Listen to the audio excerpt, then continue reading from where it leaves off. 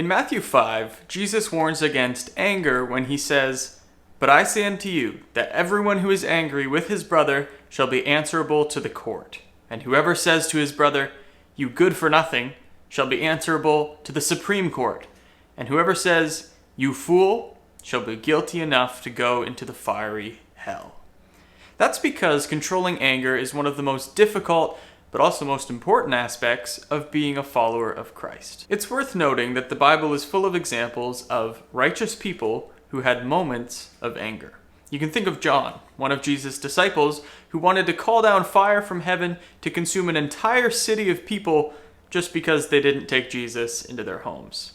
You can also think of Jesus himself, who was angry with the rulers for hardening their hearts against his miracles. But the difference between the anger seen in those people and the anger in other people was that it didn't last for long, and it didn't lead to sin. Think of the example of Cain.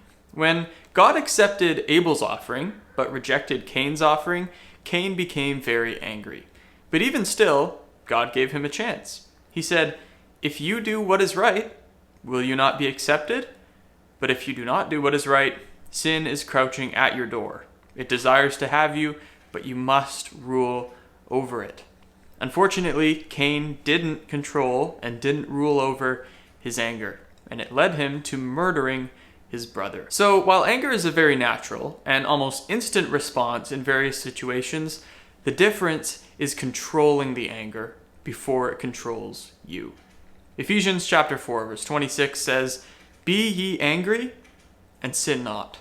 Let not the sun go down upon your wrath." So how can we control our anger? Well, consider just a few of the following tips.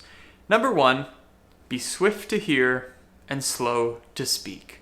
Allow time to breathe, to pray, and to think things through before allowing anger to take over. Number 2, focus on the problem and not the person. We all have opportunities, like Cain, to solve the problem rather than to harbor anger against others. And finally, forgive quickly.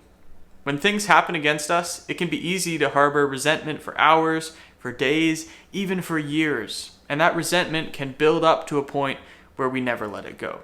But by forgiving quickly, even when it's hard, we ensure that anger isn't given a place to grow.